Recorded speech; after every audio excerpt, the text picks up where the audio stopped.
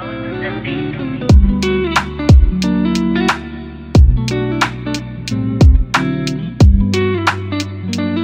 beautiful people of all ages, shapes, and colors, to another episode of the Hit Your Free Throws podcast, where we encourage you to stick to the basics. I'm one of your hosts, TV, aka TV on Basketball, alongside my co-host Jay, aka the Knockdown Jay. How's it going, my guy?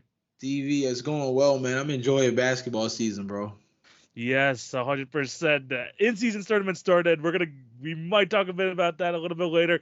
Man, that has been a perfect first day. This NBA season has been great. So many memorable games already. It's been an awesome NBA season. We're going to talk a lot about it today. Of course, we have to talk about some negative things first. We're going to be talking about how worried we are about certain players. We're going to be starting a new segment called TV and Jay's Moment of the Week. And of course, we're going to end it off with the drafting quiz. You know how it goes. But before we get to this episode, we do have to plug our socials. Remember to follow our individual accounts at TV on Basketball. And if you're checking out Jay, at Knockdown Jay, at The Routine Jumper, he's posting on both now. So you better follow both of those. All the links can be found in the description below. And in terms of the Hit Your Free Throws podcast, remember to follow us on TikTok and Instagram for the best daily NBA content. We've been posting there daily, man. We haven't been kidding. Once the season started, we're going off, and you can tell it by the content. We've been posting every day, so you don't want to miss those out, so check out the page. If you're watching on YouTube, remember to like, share, and subscribe, and hit the notification bell so you will not miss an episode. And if you're listening to the podcast on Spotify and Apple Podcasts, make sure you subscribe, leave a review, all that good stuff. We really do appreciate it. Jay, you ready to get into this? Yeah, man, I hate that we got to start on a sour note, but it's a couple of guys, a couple of teams that's making me feel a little nervous. So it's time we talk about them early and see how they develop throughout the rest of the season. 100%. Because, man, we're only like 2 weeks into the season, and there's a few, players and teams that got us a little bit nervous. So we're going to get into them today. This segment, we're basically going to be ranking on a scale of 1 to 10 how worried we are about a certain player or team.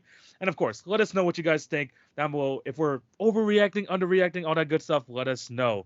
So yeah, we're going to go through different players and teams, and we're going to try and just see and kind of give on a scale how worried we think of them. So Jay, I'm going to give you the first one over here. Okay.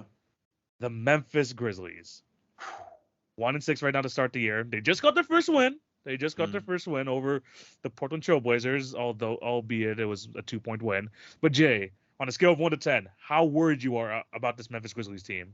Dude, I'm a smooth 9. Like, it's bad. This Memphis, gotta think about it. Yes, they got their first win against Portland, but they lost their first in-season tournament game against Portland as well, not even a few days prior. This team does not look like they're clicking on any type of level. When you go across the board, they're near the bottom in offensive rating, literally second to last. Yes. The one thing that's keeping them afloat is defensively, they're still top half. They're 13. Yeah. That's probably off the back of the fact that, Jaren Jackson Jr. obviously is a demon defensively. They still have Marcus Smart, and Xavier Tillman has been relatively good as the starting center most of the time, with the fact that Steven Adams is going to miss the entire year. But dude, they cannot seem to create any kind of offense. Somehow they're 6th in pace, which doesn't feel realistic because it feels like they've been playing much slower than that.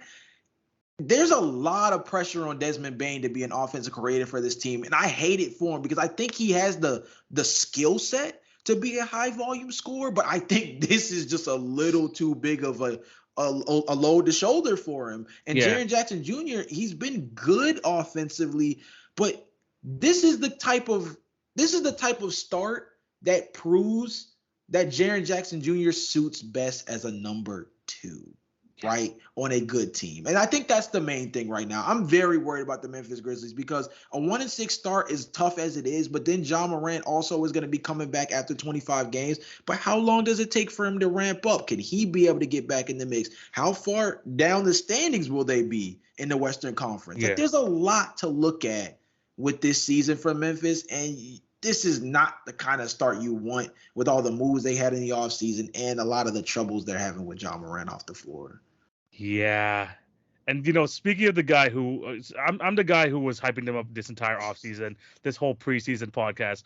I was hyped. I was excited for them because, a couple of years ago, without Ja Morant, they still won like 19-7 without him. So, that gave me a little bit of false hope. But you know what I didn't realize, Jay? The amount of players they've lost since then. And I think the biggest issue, like where they're finding, especially in the offensive end, like you mentioned, they're like in the bottom 2 offensively. Mm-hmm. They where's the true point guard on this team? Like, missing, like, I think John Morant, of course, he's your best player. You're gonna miss his like presence, especially in the first 25 games. But losing Tyus Jones, one of the best backup point guards, Jay has been singing his praises for now. Look, it's a massive difference. It is a massive difference, and I think like that's a big part of why Desmond Bane has to do so much offensively. He works best off the ball. We've seen him like average like 24, 25 points off the game when he's playing with John Morant because he is best off the ball. Now he has to do like the ball handling duties, trying to create his own shot, trying to create for others. Now without Tyus Jones in this roster, there's no like, person like feeding him the ball. Even when you think about a couple years ago, like with when they won 19-7 without Ja, you know who else is missing from that roster? Kyle Anderson, one of the best like playmaking small forward / power forwards in the league, and he's over there in Minnesota right now. Missing like those two playmakers, and when you look at the rest of this roster, you have Marcus Smart starting at point guard. I mean, who is like, would you even consider your backup point guard at this point? Derrick Rose at this point in his career? I mean, we both love D Rose. We both love D Rose, man. But at this point in his career, being a backup point guard is probably not the move like right now. So you're missing the playmaking. You're of course missing the offensive talent of John Morant, but you're also missing Brandon Clark and Steven Adams. So you can look at the John Morant suspension all you want. They were missing so many other parts of that team, and when you really think about it, what is this team like? What is the record going to look like when you even get back to like Jaws like end of his suspension? Is it going to be salvageable? Can Jaws' presence be enough to even turn this team around? I don't know. I mean, you give him a 9 out of 10, I'll give him a 9 out of 10 as well. I'm really nervous for this team.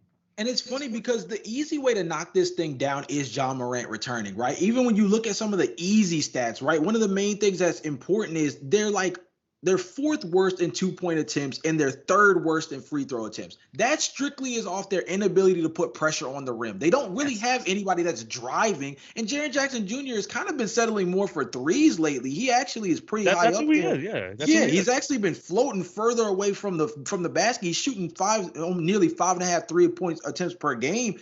They're turning into a 3-point volume team. I'm actually looking at it right now. They're fourth in 3-point attempts with 40 a game. Like, this is a team that clearly is settling more for the long distance jumpers. John Morant is somebody who instantly gives them more pace. Again, I know they're top 6 in pace, but they give them more effective pace that puts pressure on the rim and gets them more easy baskets. When you're bottom of the league in free throw attempts and bottom in the league in 2-point attempts, that means you're not really a threat in the paint as an offense. And that's something that this team typically, when you talk about Jaren Jackson Jr., Steven Adams, Desmond Bane to an extent, John Morant especially, they're guys who are very good at putting pressure around the rim. So I think that's one thing that should give us a little cause to pause is John Morant does give them a real jolt of energy in that department, and that's where they lack the most. But we also got to be honest, 25 games when you start the season 1-6 is going to feel like a long time, bro.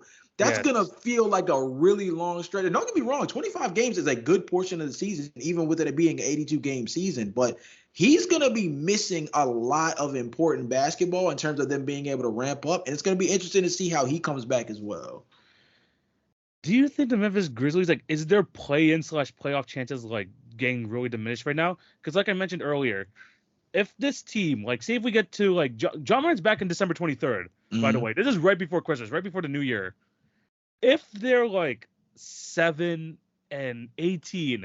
by the time we get to the point where John Morant comes back, are they making the playoffs? I don't even think that Ja can, like, as good as Ja is, I don't think he could dig them out of that hole.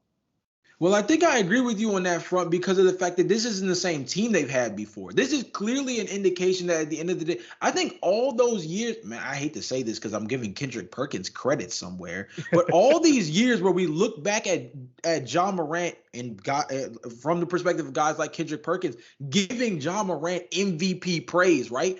I think this is the kind of case for that, right? Now, clearly the team is different. We mentioned Tyus Jones no longer being on squad. Dillon Brooks no longer being on team. Yeah. Brandon Clark and Steven Adams being injured, right? There's a lot that comes with it that are caveats. But at the end of the day, this is the indication that the Memphis Grizzlies play style is still indicated by how their leader plays ball. Yeah. Ja Morant's up-tempo, aggressive style of play, it gives everybody else a jolt of energy, even a swag, if you will, on the floor that they are not playing with right now. They have veteran presence. They have good ball players. They have real versatility. Xavier Tillman is playing above his pay grade for sure right now at the center position. But that lack of swag, that lack of energy and effectiveness, especially on the offensive end, it's really hurting them right now. And this is where you feel the lack of Ja Morant's presence. Like I'm with you. I think it's going to be hard for them to recover, especially with we're going to get into the in-season tournament a little bit later, actually. Yeah. But you can see it in the early goings. It's already starting to make guys play a little bit up. You know what I mean? And that's something that's going to be really interesting because from now to December, that's pretty much all tourney time, which means there are going to be a lot more people playing for real stakes. And that means that the Western Conference, we already thought it was jam-packed before. Now the regular season means something? Oh, buddy, now, you're in a different pocket. It's not looking good for Memphis at all. Yeah, I mean, like you mentioned at the end there, this West Conference is deep as heck, man. If you start falling behind quick, it's going to be super hard to recover. So, yeah, we have a very right reason to be very worried about this Memphis Grizzlies team. Yeah. Jay, I'm going to talk to you about this next player, Julius Randle. Oh, man. Staple of the podcast. A fan favorite. Let's call it a fan favorite. Let's call him a fan favorite of the podcast, Julius Randle. Jay, I'll throw it over to you really quick, but here are some of All-NBA Randle's numbers so far this year. Okay. 14 points a game, 10.5 rebounds, 5 assists. Here's the kicker, though. 27% from the field, 22% from three, 62% of the free throw line, and 8.0 PER. Jay, how worried are you about Julius Randle?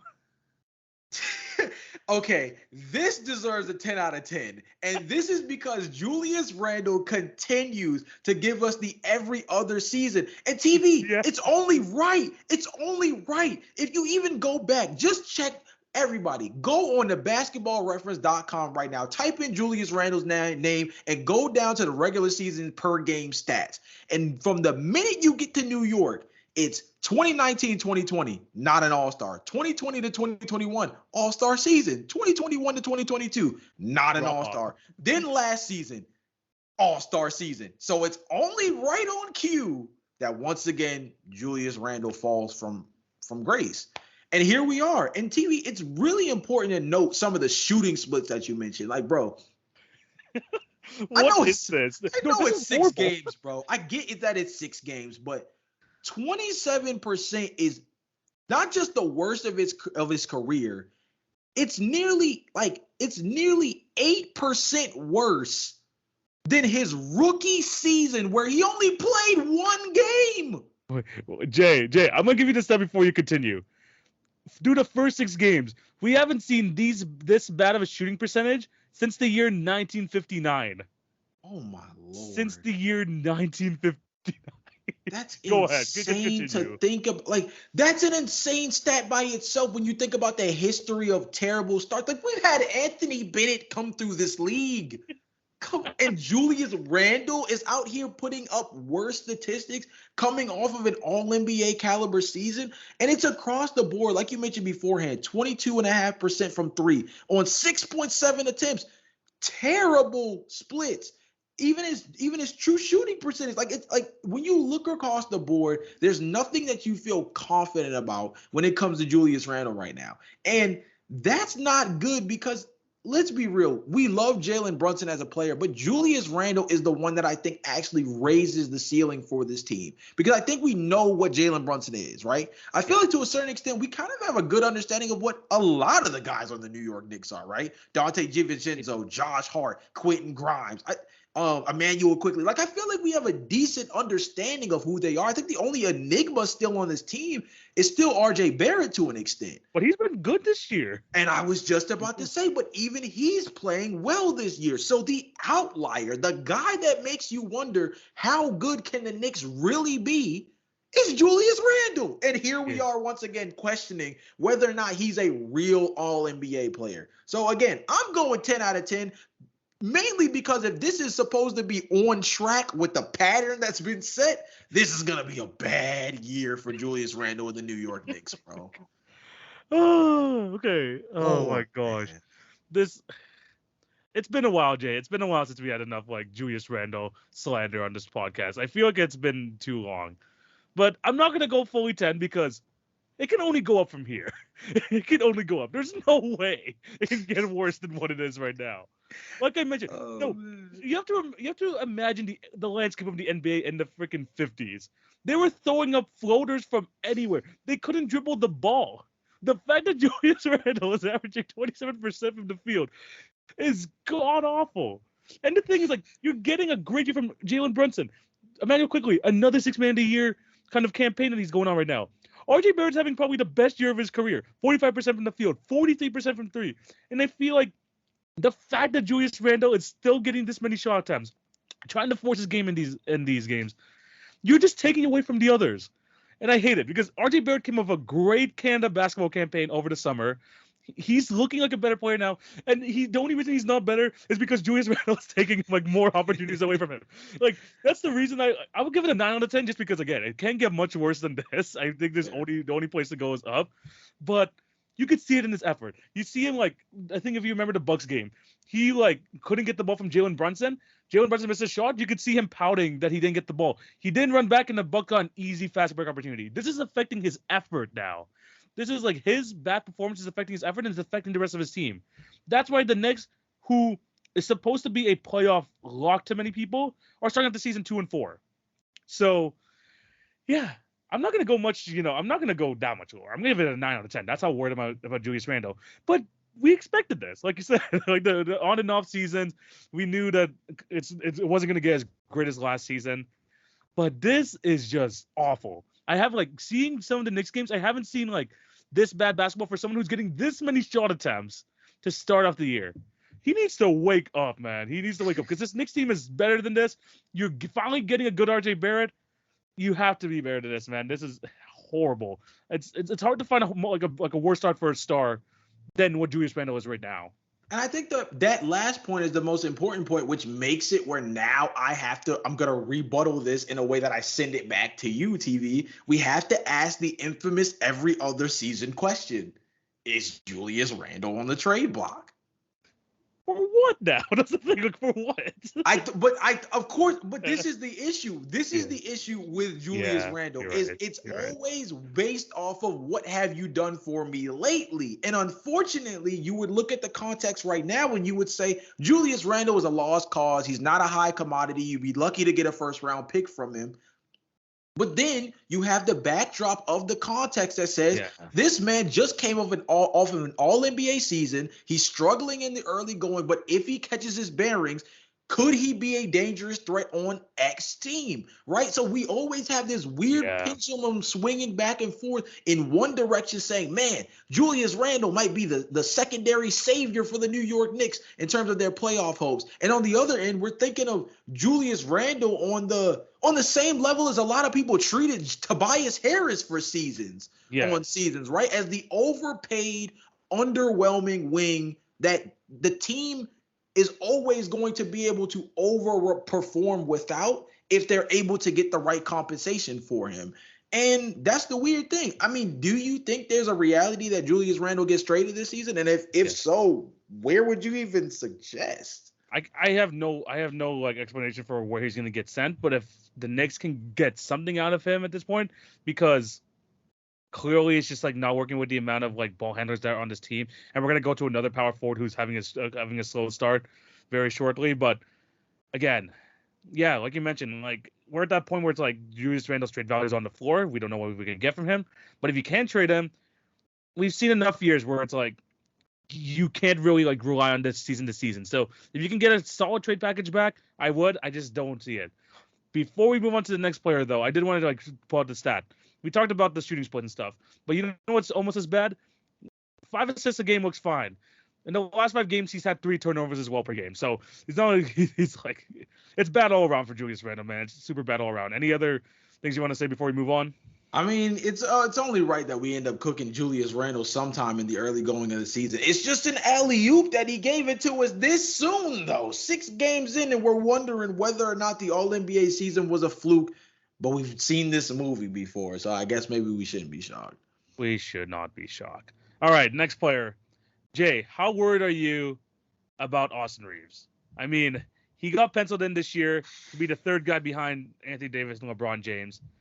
So far, hasn't been the case. People were hoping, he had that off season with Team USA. He's gonna come back better than ever. Slow start to the year. Not as bad as Julius Randle, mind you, but still, 12 points, 4 rebounds, 3 assists on 40% from the field, under 30% from three. Jay, how worried are you? On a scale from 1 to 10, how worried are you about Austin Reeves? So I'm at a 5, but I think this is kind of the reverse of the Julius Randle thing, where it was like I expected it in terms of Julius Randle playing bad, and so therefore I set the bar very high because I think he's going to continue to be bad. In this case, I didn't think that Austin Reeves was ever going to be like all-star AR that everybody kept talking about coming off of the FIBA World Cup. So to me, I'm not saying this is a good start by any means, but I didn't have unnecessarily large expectations for him. So I think that coming off of FIBA, that's a lot of basketball. I wouldn't be surprised that he just doesn't have his legs underneath of him. And he's one of those guys that has not been really used to playing deep stretches of playoff basketball. And he just went to the Western Conference Finals last season and then participated in FIBA the year after. He's played a lot of high stakes basketball in a short period of time. And he's a player that hasn't been used to that really since the beginning of his career, right? Yeah. So there's going to be some growing pains with all this. They've already got an injury to Gabe Vincent. The Lakers are half the roster. Gabe Vincent's down. Taurean Prince is down. LeBron. I think what's it? Jaden. I think Jared Vanderbilt is out as well. Vanderbilt has missed time. LeBron James has already violated his minutes restriction. They've literally only followed the minutes restriction once. Yes. This season so far through 6 games. So, I mean, in reality, bro, I can't be too worried about what Austin Reeves has done so far this season. I also think there's room to grow for him within this year. I think the biggest worry for AR is just the fact that he's going to have to play better if they're going to be able to protect LeBron James from himself, so to speak, right? The fact that they haven't been able to follow the minutes restriction for LeBron James is case in part of the fact that the supporting cast has not been good enough to really win them basketball games. Yeah. And don't get me wrong, the Lakers have not been terrible, but for some relatively easier matchups to kick off the year, they've been oddly competitive in a way where they literally have not blown a single team out this entire season so far, which is surprising for them considering they've had to utilize LeBron to the level they've had to. I'm not worried about AR overall, but his role on this team is so important, and he's going to have to improve if they want any real chance to not even just make noise in the playoffs, but like literally just to make the postseason, I think. Yeah, I have to agree with you there. I'm on the same wavelength with you. I have him at a 3 out of 10 because I think Austin Reeves, although it is a bad start, I think there's an overlapping problem with the Los Angeles Lakers, and like you mentioned, it's the players outside of LeBron James.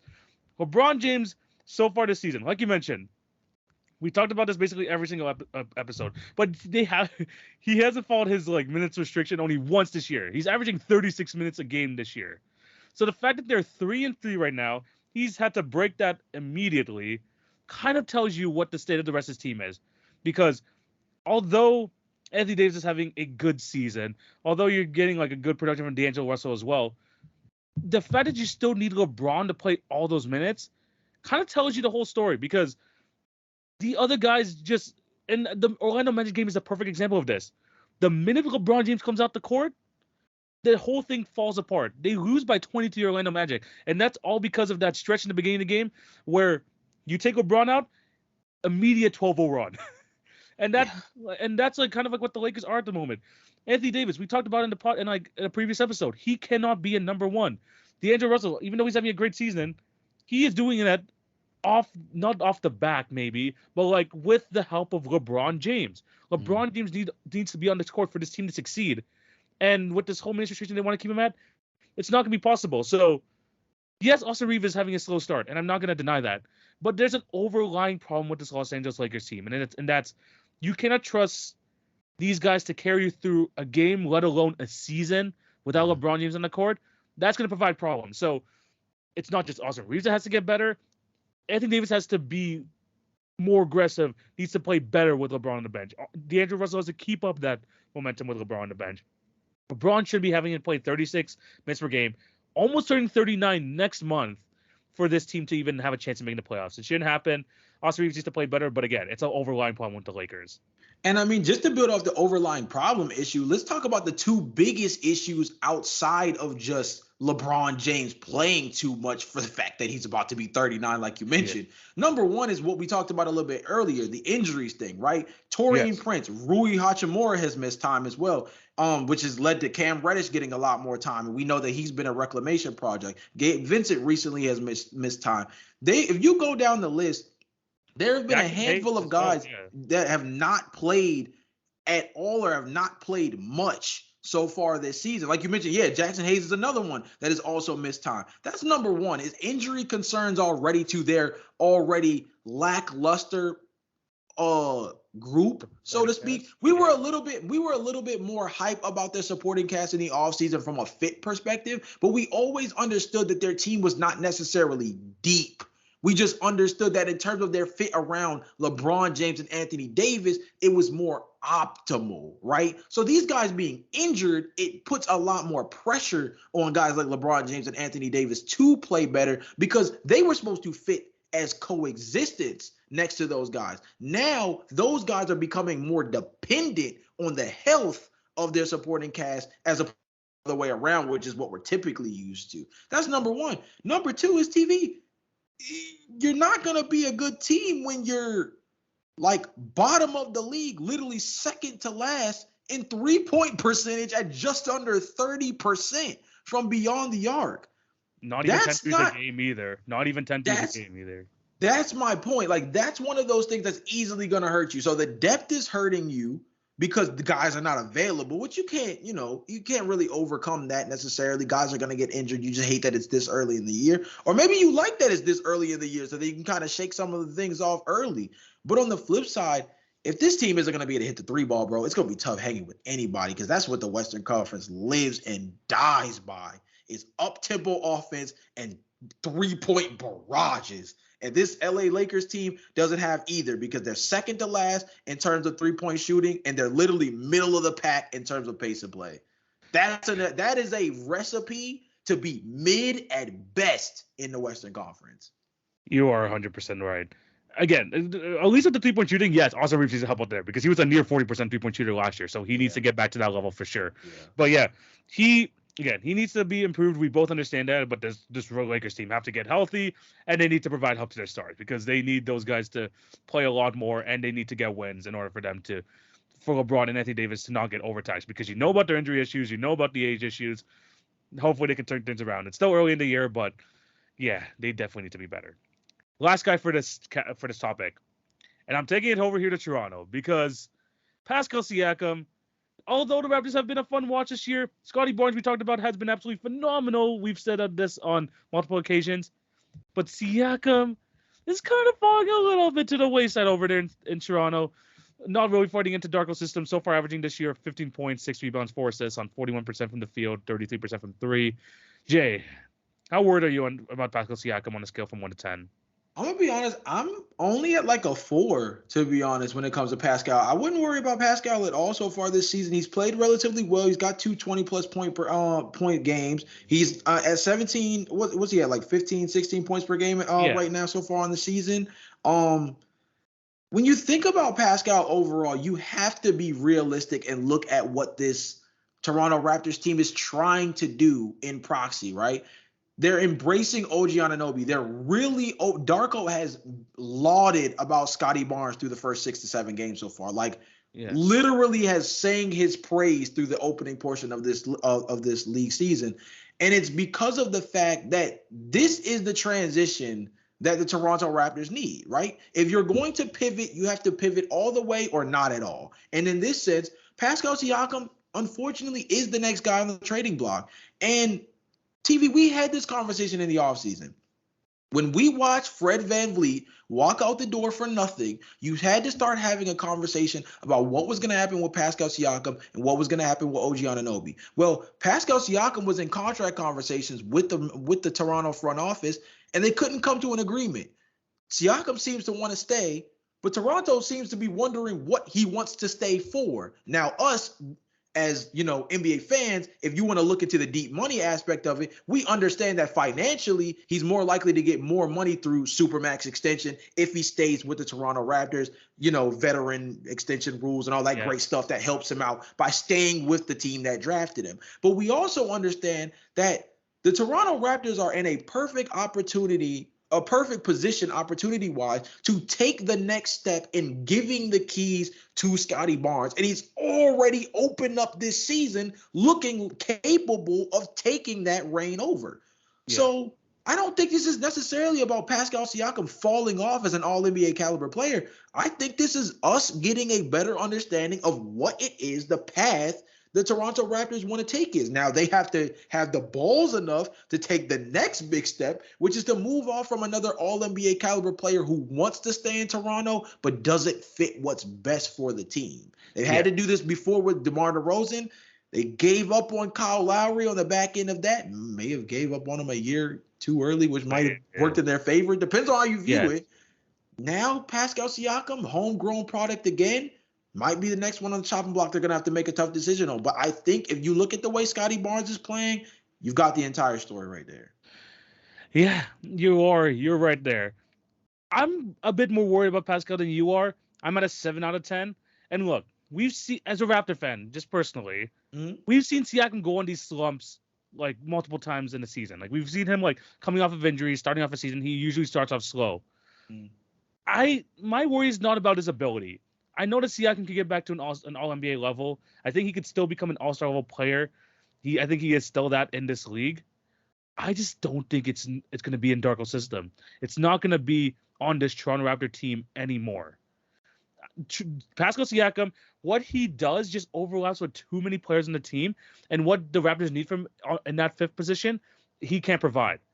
Ball handling. We got Dennis Schroeder, who's in like top 5 in assists right now, by the way, in the league.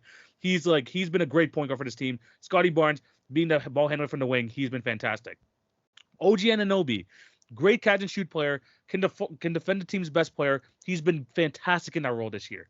Jakob Poeltl, he is the role man. He is the guy who defends at the rim. The Raptors have been needed a center for years. They have him. Jakob Poeltl has been solid, and he's been really good in his role this year. Now, where does Pascal Siakam fit into this mix? I truly don't think that he has a place in this team, in this starting lineup. And again, it's not because of his ability as a player. He just does, like, his play style works best on the ball when he's creating for himself, when he's creating for others, when he's drawing his fouls, when he's doing his little Beyblade move. We know how good he could be at that level. He's made All-NBA. He's made multiple All-Star teams. But in this current system, with Darko at the helm, when you need more passing, when you need three-point shooting, you need those guys who are willing to work well off the ball. Siakam just doesn't do that anymore, man. I think that the Raptors need to move off of him this year. And again, it sucks because, like you said, homegrown talent. We want to have these guys like be with Toronto for the rest of their careers. But at some point, Masai has made the decisions time and time again. It's a tough one to make, but you're going to have to do it with Pascal Siakam at some point. You've seen already so far in the early stages of the season that he just does not fit with this roster, with the way that Darko wants to run this team. And we could see it be successful without Siakam on the court there. It might be time to move on. That's why I'm not worried about 7 for 10 him, because even if he does get back to his level, I just don't think it's going to fit in Darko's system. Let me ask you this as a Raptors fan, too, because I think this is kind of an important aspect as well. How long do you think the Toronto Raptors can afford to hang on to Pascal Siakam before needing to make a real decision on him this season? Like, is this something that you feel like they're going to nip in the bud relatively early in the year, way before the trade deadline? Do you think this is something that ends up coming to the buzzer? Do you think this is something that might just have to get haggled out in the offseason, where they might have to get into a weird bidding war in terms of bringing him back or losing out on him? Like, there's a lot to factor in again, they've watched this happen multiple times. They made a big swing on Kawhi Leonard. It worked out, but they lost him the very next season. They did this with Fred VanVleet recently, who walked away for obviously a lot more money than Toronto was willing or really should have been open to paying him. So understandable nonetheless, but another all-star player for your team that walks out for essentially nothing. Pascal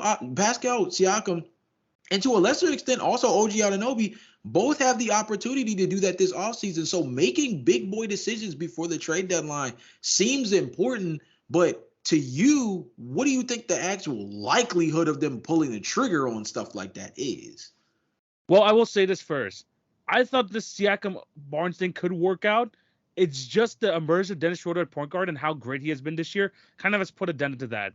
I think now knowing like what OG has given you, and he's been great this year so far, and the fact that Scotty Barnes is capable of running his own team. Look, Masai, you've been holding on for too long. We know you love the guys that you've kept here for years. He's been trying to let Serge go for nothing. He let Mark go for nothing. This is a guy you can't let go for nothing. I say give it maximum 15 more games. If he doesn't show that he can fit in this new system, it might be time to move him, man. And it hurts. It hurts. Siakam, big part of that championship team. Thank you for the championship. Most improved player, multiple-time All-NBA player. But sometimes things got to end. We ended the things with Nick Nurse. We ended things with Fred VanVleet. You might be next, man. You might be next. I think it gives him 15 more games. I don't know if Masai's going to do it because he just holds on to these players a bit longer than he should. But I think this is the year to do it. We've seen packages in the past, and I think that if you can get some more sharpshooting around this team, around Scotty Barnes, some guys who can like knock down the three because that is part of Darko's system, willing to pass the ball, is good off the ball, you'll take that. Pascal Siakam on an expiring deal, you don't want to be paying him that money, man.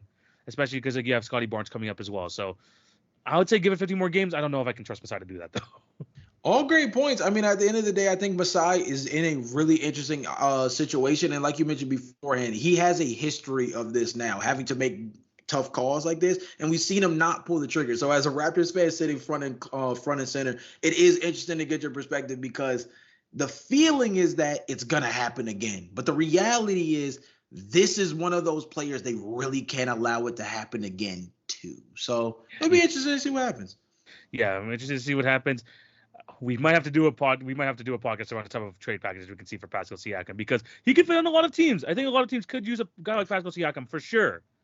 But I just don't think it's in Toronto anymore, man. Let us know down below what you guys think for any of these players. How worried are you for them? You can put your own skill in the comment section below and just give us your reasoning as well. We'll try to respond to all of them in IG, Instagram, TikTok, all those comments. Just let us know down below. Jay, we're gonna be starting a new segment this week, and it's gonna be It's gonna be a new segment that's gonna be happening at the beginning of every week. We're gonna call it.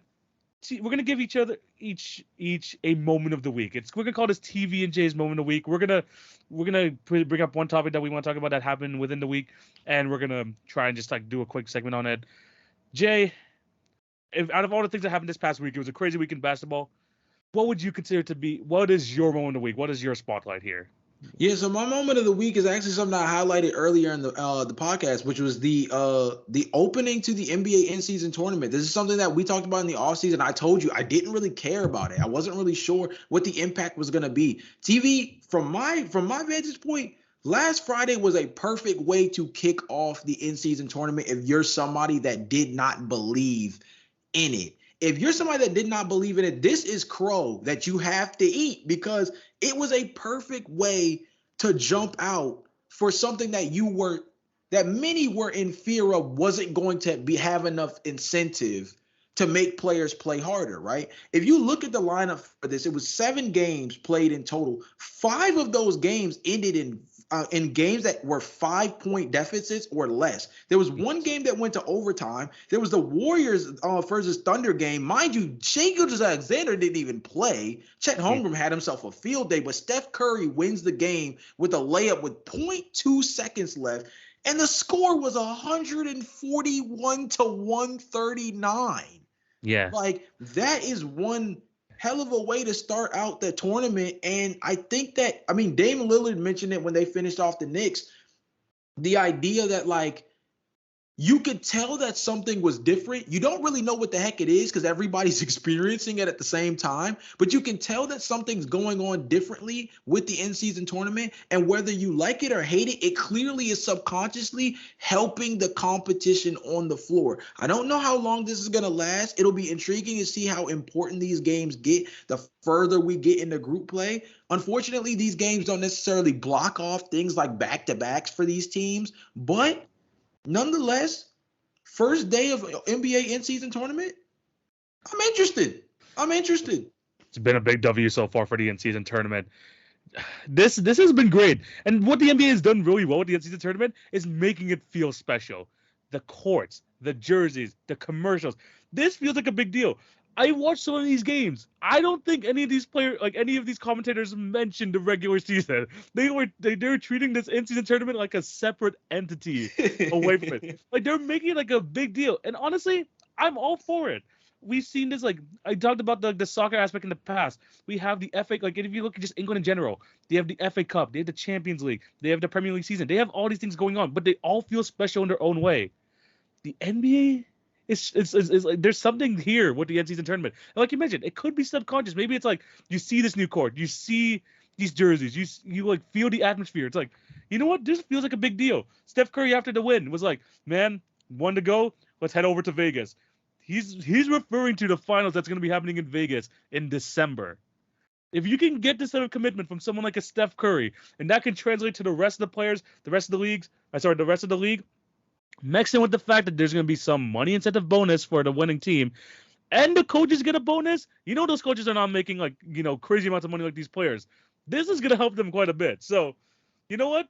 If it means that we have more people like participating in this, really giving their all, I'm all for it. And like you mentioned, all games except for one game was even considered a blowout, and the blowout was probably the most like exciting like game going into this game, which is like the Nuggets versus the Mavericks.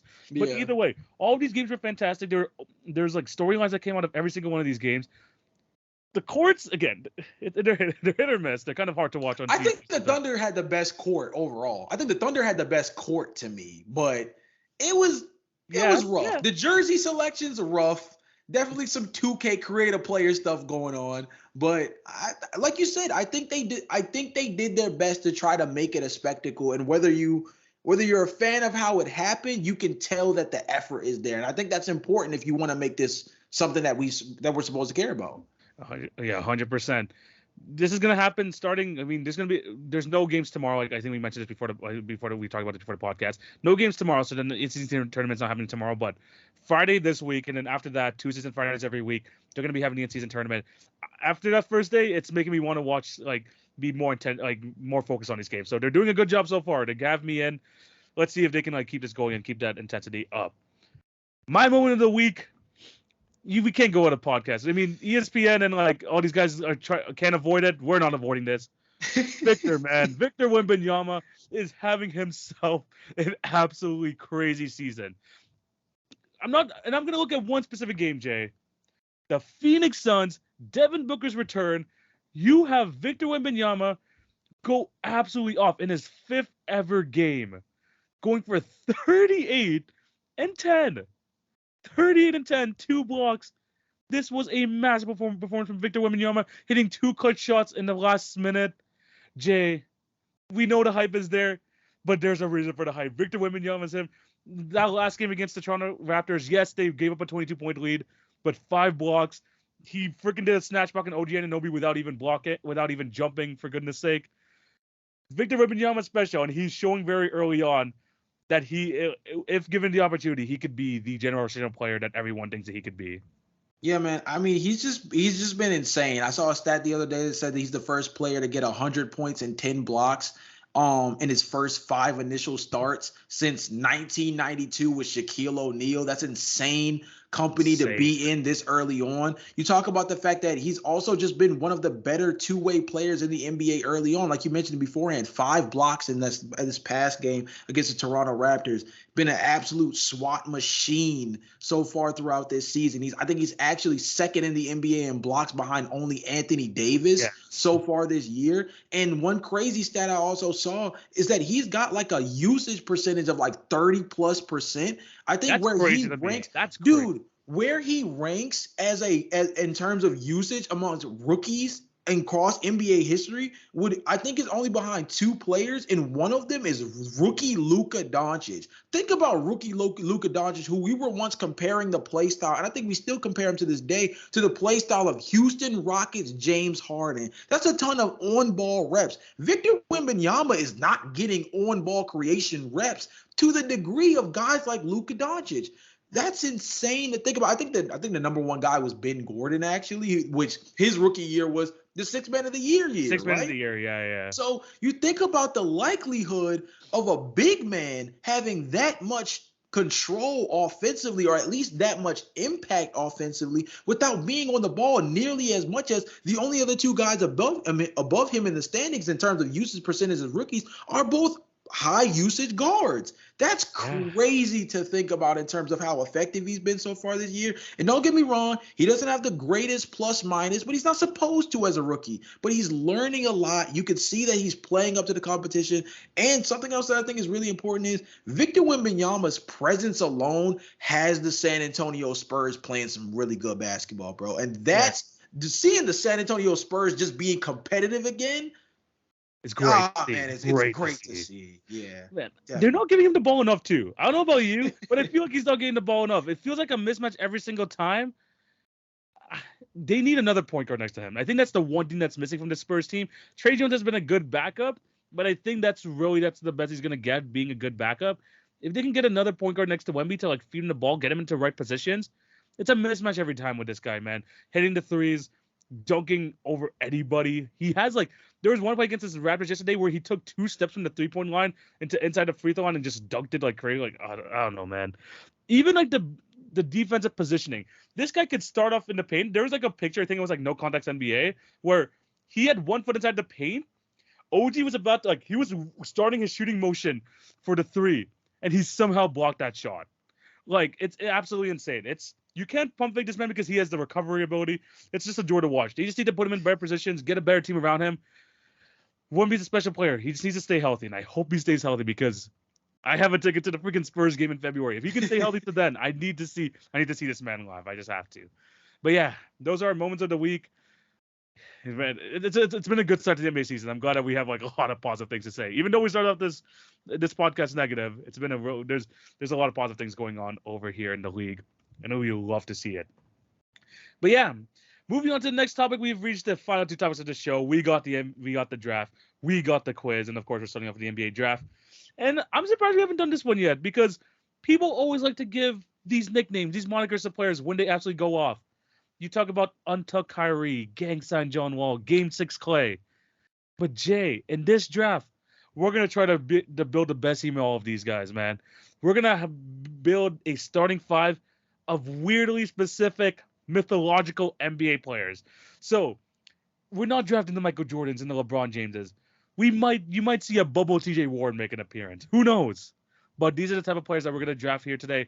All these specific, these players, once you realize they're in this mode, they're absolutely going to go off. Jay, how you feeling about this draft? Yeah, man, this is one of the, I let TV know before the podcast, this is definitely one of our weirder drafts, but I think this is one of those where we're going to have to kind of get deep in the bag. Thankfully, he sent me a little bit of a reference sheet to kind of get a better idea of what we're working with, and now I'm going to build a pretty crazy squad. Yeah, and I'm excited to see what squads we have to draft here. You know how this draft works. Jay gets the first pick, I get the next 2, and we're going to go serpentina the rest of the way. So, Jay, you got the first pick. Who is your number 1 pick in basically the best NBA lineup of mythological NBA players? Let's see who you got. Well, the greatest myth of all time in NBA history is whether or not Jordan drank too much or was poisoned by a pizza. So let's go with flu game Jordan as my first pick. That's a good one. Flu game Michael Jordan.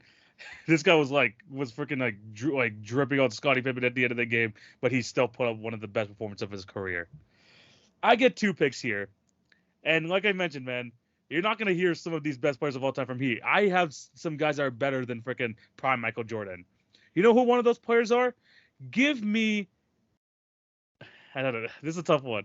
Give me post childbirth Fred VanVleet. post-childbirth Fred VanVleet, man. If you're a Raptor fan, you know. If you know, you Yeah, know. for sure. Once this man has a newborn child, he becomes a completely different player. A clear example of this, the 2019 championship year, this guy was absolutely horrible. And I mean horrible in that Philadelphia 76ers series. We were questioning why Nick Nurse was keeping him in the rotation. Come the Milwaukee Bucks series, Fred Jr. was born, and Fred VanVleet was one of the biggest reasons why we ended up taking down the Milwaukee Bucks after being down 2-0. Fred VanVleet, after a child is born, he's the biggest myth, especially in Raptor history. I had to put him on this team. Give me post childbirth Fred VanVleet. And you know who I'm gonna pair with him in the backcourt? I'm gonna pair him with someone who I think has never missed from any highlights I've seen of this guy. Give me mid-range Shaun Livingston. Tell me that you've seen him miss a mid-range shot. I've never seen this guy miss the mid-range shot. It's one of the most butter shots in NBA history. If he's anywhere between the pin and the free throw line, he's the best player of all time. Give me mid-range Shaun Livingston at my shooting guard position. Him and post-child VanVleet, yo, that's an unstoppable backcourt. Insane backcourt. But you mentioned Game 6 Klay Thompson, but everybody knows the true legendary Game 6. Yes. Give me Game 6 Boston Braun. Let me set the scene for you guys. It's 2012, and it's the arrival of LeBron James. Miami Heat against the Boston Celtics, and they win 98-79 on the back of 45 points, 14 rebounds, 5 assists. LeBron James played 45 minutes against the big three Boston Celtics and went completely brazy. And some people would say that was when we finally got to see the homecoming of the king. That's what some would say. So that's my first one. Yeah.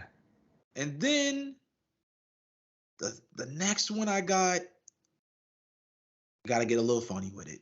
Yeah. Get a little funny with it.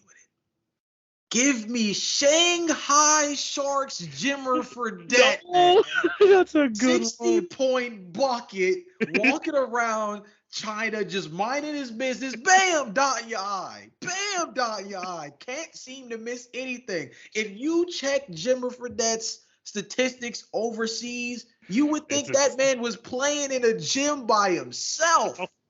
That dude's a demon. I got to get Jimmer Fredette, man. Oh, that's a good one. That is a good pickup over there. Jay, you took one of my LeBron picks because I wasn't going to go with Game 6 Celtics LeBron. I was going to go with LeBronto, man. Anytime LeBron faces Toronto, especially in the Cleveland Cavaliers jersey, I was going to go with LeBronto. I've seen that movie too many times. But fair enough. But I'm also going to pick, my next guy I'm going to choose is one of the best trash talkers of all time. This guy freaking had one of the most legendary performances, and he didn't even take off his coat. Give me Larry Bird and his warm-ups, man. It doesn't matter if he freaking wore his warm-ups or not. This guy went almost perfect in the three-point contest without taking off his jacket. He pulled a Steph Curry before Steph Curry was doing a Steph Curry, turned around before the final shot, lifted up the finger, and he freaking dominated the competition. He didn't even wear his jersey. You need someone with that swagger, that confidence on your team, with that, like, that is just natural talent right there. Give me Larry Bird and his warm-ups as my next pick over here. And then you went with Shanghai Sharks, Jimmer Fredette. I'm going to counter that with Taiwan Dwight Howard. Oh, my God. Taiwan Dwight Howard is a freaking demon. Forget Superman Dwight. Forget any other version of Dwight you've seen in the NBA. Give me Taiwan Dwight, man. 25-13. This guy's playing this guy's just doing commercials. This guy's living the best life possible and dominating the game of basketball. You don't want to mess with that Dwight, man. Give me him with my fourth pick. Taiwan Dwight is the best big man of all time. Taiwan Dwight, man. Oh, there's so many good choices here, man. There's so many good ones. Dude, that's insane. Yeah.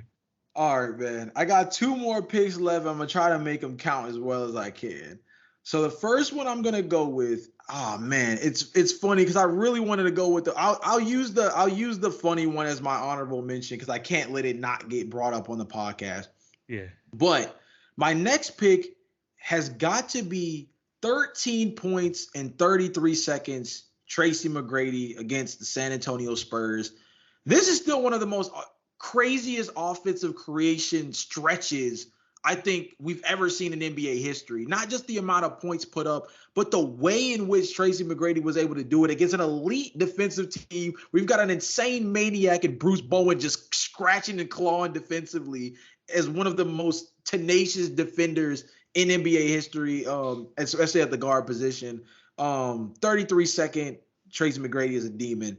And then I got to go back. I got to go back to your neck of the woods twice because don't get me wrong, Tracy McGrady, that was with the Houston Rockets, but you know he was with Toronto. But you know who else was with Toronto? Yeah. Vinsanity, man. Give me slam dunk. It's over. Vinsanity as my last pick, man. That's a damn good lineup. That is a very good lineup over there. Oh boy, I have one more pick here, and after this we're gonna shout out some of our favorite ones because there's so many good ones here. But people talk about Game 6 Klay. I'm gonna give you a better version of Klay Thompson here. Give me no dribble Klay Thompson. Because when this man doesn't dribble, this guy, if he just catches and shoots off screens, it's over. This guy dribbled less than 30 times in the game, scoring 60 points. Nah, if you don't even have to dribble a basketball, which is a fundamental skill of the game, and you can drop 60 on a team, nah, that guy is one of the best players of all time. Even on the game where he hit 14 threes, which is the NBA record, he barely dribbled that game. Klay Thompson, when he doesn't dribble, is the best player of all time. So give me Klay, no dribble Klay, man. Great lineup, Jay. Let me know your lineup, and we're gonna throw out some other ones. What do you think were good ones? All right, man. So I'm gonna try to make my roster at least optimal, but I know I dang sure don't have a center. But here's what here's how we're gonna rock with it. At my point guard position, we're gonna use Shanghai Jimmer Fredette. Yes. At the 2 guard spot, I'm gonna go with Flu Game Jordan. Yeah. At the 3, let's go with dunk contest Vince Carter. At the 4, I'm gonna go with 33 seconds. 13 points in 33 seconds, Tracy McGrady. And at my center, give me Game 6 Boston LeBron James. That's a good one, man. But you can't beat a team that's not going to miss. And this is what my team is going to be. Post-child Fit Van Vliet, no one's subbing him at the guard position. Anywhere in the mid-range for Sean Livingston is 100% cash. I don't know why you have Flu Game Jordan guarding him. Fuck out of here. Give no dribble Klay. This guy doesn't even have to dribble the ball, and he's gonna score 60 on your head. Larry Bird's not even gonna wear his jersey to the game. He's just gonna wear his warm-ups and absolutely dominate in this one. And then we're gonna bring over Dwight from Taiwan. Let him have like a photo shoot before the game, and then afterwards he's just gonna dunk all over Game 6 LeBron. That is my team. Again, there were so many great options. Here's a few that I was gonna choose here as well. Uncle Drew. I was going to pick Uncle Drew as one of my options. Nationally televised Rajon Rondo. I think you know this very well from the Chicago Bulls days. When it came to national televised, he became one of the best point guards in the league. Bubble TJ Warren, of course. Even better than Hoodie Miller, in my opinion. Olympic Carmelo Anthony.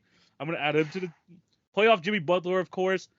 I mentioned this before the podcast. 2 feet from the rim, Rudy Gobert is an absolute demon. Honestly, even someone here I was going to put, I was just going to say Will. No one has any proof of this 100-point game. This guy's a myth. I don't care what people say. Whatever stats that they have, they've made him up. He's one of the biggest mythological players of all time. We have no footage of this man dominating, and he apparently did all these records. F out of here. But yeah, those are a lot of the other guys. Even someone like 2011 Finals Dirk I had there. Contract year Hassan Whiteside. Those are just a few guys I had in mind. I think a couple of the guys that I had, obviously, like one of the funnier ones that I hated to leave off was spray paint hairline Carlos Boozer. Had to get Boozer the loser somewhere on this list. Yes. Also, another Chicago Bull, contract year Washington Wizards Otto Porter, the one who fleeced us into thinking he was an elite 3-point shooter and basically never hit over 35 to 36% for us the entire time he had on the red and black, at least for us. He he got a little bit Yeah. better while he was in Toronto, I guess. But Yeah. he sure as heck sold us for the time that he was with us. And then the last guy too, shout out to bro. Bro, Rising Stars Dion Waiters was a demon, Yes. bro. Yeah. Come on, man. That's a great one. Come on, Oh, man. Crazy stuff. So many good ones for this draft. One more guy I want to do before we like close out this draft. Lou Williams going left. Lou Williams going left is one of the automatic. I don't care. Force him right. You can. This guy's gonna keep going left and he's gonna keep hitting fadeaways in your face. I don't care. Let us know who has the better lineup down below. If there are any other oddly specific mythological NBA players that we should have included on this list, let us know down below. Jay, we have reached the final topic of the show, and of course we have to do the quiz. And this quiz is inspired by the fact that James Harden is starting on his, fifth NBA team at this point in his career. Absolutely crazy. He's going to be playing his first game for the LA Clippers in Madison Square Garden tonight. As of recording, this episode's coming out the next day, so you're going to know how he did. But he is starting for his fifth team here. So Jay, here's the quiz for you. I'm going to need you to name me the 10 teammates of James Harden that played the most games with him. So this top 10 has to do with like games played. So shoot away, think about his most tenured teammates, and let's see if you can crack out this list. Holy cow. Okay, that's okay. That's a good one. He's played for a lot of teams. He's played for a good amount. Yeah, that's the thing. Okay, so Kevin Durant. Kevin Durant's number 5, 311 games. Clutch. Okay. Russell Westbrook. He overlapped with him in Houston and in OKC. And now with the Clippers, 329 games he's played with Russell Westbrook. He's number 4. Dwight Howard? Dwight Howard's not on this list. Whoa, okay. PJ Tucker?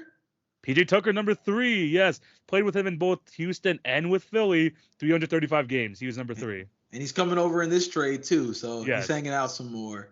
Yeah. Oh my gosh. Is CP on this list? He only played I think 2 years with CP, so he's not on this list. No. Dang. Okay. So yeah, true. I'll tell you the minimum amount of games. 243 games at number 10, and the most is 381 at number 1. Got you. Okay. So Clint Capella's probably here. He's number 1. 381 games. Yeah, I was gonna say that's Capella. Yeah, I was gonna say like that's for sure. Okay. Okay, let's think of James Harden teammates. What about Eric Gordon? He is number 7 at 291 games, Eric Gordon. Yeah. That knows how to hang around, bro. He does. You got 2 more Rockets players at number 2 and number 6, and then the bottom 3 are all Thunder players. Okay, cool. So what's that like? Nick Collison? Number 10, Nick Collison, 243 games. I see. Okay, so what about I can't be what about is Kendrick Perkins? He is not on this list. I think he's like 15th or something. Yeah, I think he would be lower so what Steven Adams? Didn't play enough. I think he only played like 1 year with Steven Adams in OKC because right. That's because of the trade. Yeah, Steven Adams was still like young buck Steven Adams, fresh face Steven Adams. Fresh face, no beard Steven Adams. Ooh, man. What about like Trevor Ariza maybe? Number 2 all time, 350 games with James Harden. Look, man, the prototypical 3-and-D guy, perfect guy to play up with James Harden. Yeah, man. So you're missing 1 more Rockets player and 2 more Thunder players. Man, this one's weird, but like, how much did Chandler Parsons play with him? I don't think he played along with him. I think like maybe like really? I think he's in the top 20. I think he's in the top. I guess I remember. Who am I thinking of? Is it not? Maybe it's not Chandler Parsons. Maybe I'm thinking of someone else. Oh my gosh. Who am I thinking of? I have no clue. Yeah, I think he was injured too much. Yeah, he's just outside the top 20, Chandler Parsons. Yeah, because I remember him on that team, but I don't know if he played enough. Yeah, he was too injured. Okay, so how many do I have from each of the teams? You have one Rockets player. He played a long time with James Harden, and he's number 6. You have someone who played with him mostly in OKC, but he had like a small stint there in Houston at the end. Then you have like one like just fully OKC. Holy cow. Okay. What about like Serge Ibaka? Number 9, 254 games. Clutch. Serge Ibaka. So Now we got the Rockets boys. yeah. Well, again, one of the players played majority for the Thunder, but he had like a small stint with the Rockets. Yeah, I think he just got signed there, like for like the remainder of the season type guy. Is this like something weird like Jeremy Lamb? It's not Jeremy Lamb, no. Okay. Same position. Keep that like position in mind. I was thinking of guys who played on both of those teams, but the minute you mentioned OKC, it got kind of tricky. This guy played literally one side of the ball, and that's all he was there for. Oh man. Wait, like Andre Roberson? Keep that thought. The same exact type of player, but Oh a my bit earlier. gosh. Same exact type of player. Same type of player, but earlier? Yeah. So like Roberson was there during like the Westbrook alone years, and then like Yeah. this guy was like a staple of the starting lineup with the Thunder in the early. I think he was their starting shooting guard when he was like this is like who like James Harden came off the bench for, like when he won 6 Man of the Year. Oh my gosh. I feel like I know this, but I can't put a name to his face, but I feel like I know exactly who you're talking about. His jump shot was ugly, man, but this man knew how to play defense. Dude, that literally sounds like Andre Roberson. That's crazy. It is. It's basically, it's literally like Andre Roberson just a few years back for the Thunder. They always seem to have like this type of player on their team. It's the exact opposite is Kevin Martin. The other guy's easier. This guy was basically like James Harden's like starting point guard for like the longest time in Houston. That's not Jeremy Lin, right? No, I didn't think so. it's the perfect foil to James Harden because this guy did not need the ball to be effective on the team at all. This guy, again, one of those players that just played one side of the ball, but definitely memorable on those Rockets teams. Oh my gosh, bro. It's going to piss me off if I don't get these. I got to get the Thunder one because I used to love that team. It's Thabo. It's Thabo. Oh my gosh, yes, bro. Because that's the team that had like Eric Maynor and them on it. Yeah. Okay. Yeah. So 276 games for Thabo Sefolosha. The last guy, it's a Rocket guy. I think you might know him more for the team he played for after, but he spent. Honestly, I forgot how he spent this many years on Houston. But he became like more of a household name like after Houston. Honestly, he had gained a bad reputation here in Houston. Okay. Aaron Brooks is before his time. Before that, yeah. So that's out. He got a bad rap in with Houston? Yeah, especially one play in the playoffs. He basically like paid himself the villain the minute he did that. Like he did this dirty play. He put a guy out of like one of the. Oh crap! That was the same Pat Bev that hurt Russ, right? Yes, it was. Yeah. 306 games, number 6. Yeah. For Patrick Beverly. Dang. Oh, yeah. That's crazy. I forgot they played together a lot. Oh, 304 games together. That's like 3-4 seasons of games together for for those two. So you know what? He was a long tenured member. I mean, I think he like gained a better reputation when he was with like the Clippers and with the Timberwolves after. But yeah, Pat Bev was not liked at all as a member of the Houston Rockets. Yeah. By the way, there's some crazy names like even after this top 10. You know who the heck is number 11? I don't know if you remember this name. Sorry, number 12. I don't know if you remember this name. He's like a power forward center. He's like European, like some guy from like his early Rockets years. Papagiannis? No, like sort of name. Like he has a Donatas Montejunas. Oh, Montejunas. Yeah. He was like a dump down center for them. Yeah. He was not good, but he was not good. He was not good, but yeah. Corey Brew was like number 11. Yeah. Dwight Howard. You mentioned Dwight Howard earlier. He was number 13. Jeff Green played with him on like 3 teams, so he was number 14. I was surprised that Jeff Green wasn't in there. I was gonna say him, but the minute that was the guy who I thought was gonna be the OKC Rockets crossover. Yeah, but I don't think.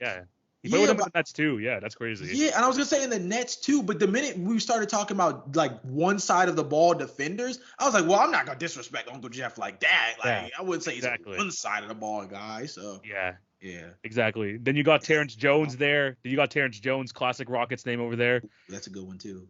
Freaking Nene. I didn't know Nene was on this list. I didn't know he spent that much time with James Harden. He played like 3 years with him in Houston. So that's another player. That's, I'm sorry, like 2 years in Houston with him. So yeah, very interesting. Let us know down below any other quizzes.